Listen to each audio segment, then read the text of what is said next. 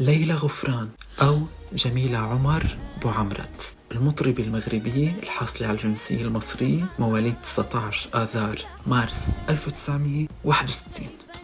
وأخيرا حدا بنعرفه. من الطبيعي أنه أي فنان تعرض عليه العديد من الأغنيات وهو يا أما بيقبل يا أما بيرفض. واليوم رح نحكي عن أغنيتين شهيرتين جدا، واحدة منهم رفضتهم والثانية سجلتها بالفعل ولكن ذهبت لصوت آخر.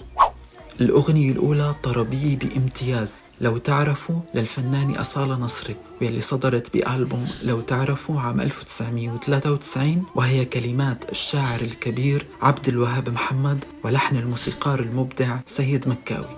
وجاء رفض المطربة ليلى غفران للأغنية بسبب اعتراضها على الكلام بحجة أنه غير موزون، وخاصة أول شطرين أنه غير موزونين وغير متوازنين بين بعضهم. حقا ايه حقا، بس نحن عم نحكي لأنه الأغنية شهيرة جدا، وسيد مكاوي وعبد الوهاب محمد. أحلى شيء هلأ تعمل لي حالك بتفهم أكتر من ليلى غفران. ترى ما حدا حكى على الفهم، إذا بدنا نحكي على الفهم يعني هي بتفهم أكتر من عبد الوهاب محمد. عبد الوهاب محمد قال يعني عرفته. بالنتيجة الأغنية ذهبت لأصالة نصري وغنتها وأجادت فيها، وباتت من أولى الأغنيات يلي أدت إلى شهرتها وانتشارها بالعالم العربي، وما زالت عايشة لليوم ومنسمعها ومنحبها.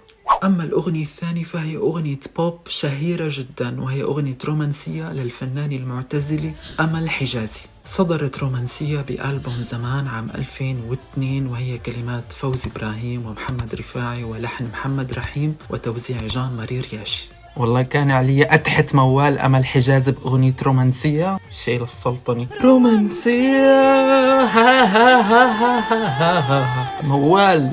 بالبداية أخذت أمل حجازي الأغنية من الشاعر فوزي إبراهيم وركنتها على جنب، مما جعل الشاعر فوزي إبراهيم يعرضها على الفنانة ليلى غفران يلي أخذتها وسجلتها فورا. سمعت أمل حجازي بالموضوع وفتحت مشروع الأغنية من أول وجديد، وأرسلت اللحن للمؤلف محمد رفاعي حتى يوضع عليه كلام جديد، ولكن جاءت النتيجة ميكس ما بين كلماته وكلمات الشاعر فوزي إبراهيم، لذلك صدرت النسخة بالاسمين مع بعض، مما أثار حفيظة الشاعر فوزي إبراهيم وطالب بإيقاف الأغنية وسحب اسمه من النسخة، بينما فضلت الفنانة ليلى غفران تتخلى عن نسختها الخاصة فيها، رغم أنه هالقصة أخرت صدور ألبومها فترة مو قليلة. ولما حلت الفنانة ليلى غفران ضيفي ببرنامج ساعة بقرب الحبيب، أدت مقطع منها لايف، ولاقى هذا المقطع أيضا رواج كبير. ايه بس هيك؟ وين الأكشن؟ وين السحل والدحل وحلش الشعر ونتف الشوارب؟ انت بتموت على الفاينة والفاينة بتموت فيه. شعور متبادل. نسمع جزء صغير من هالمقطع. تعال سقيني من هواك، تعال وقرب قلبي من هواك، تعال أنا ما أقبلش وأنا جنبك أكون عشقة ومنسية رومانسية.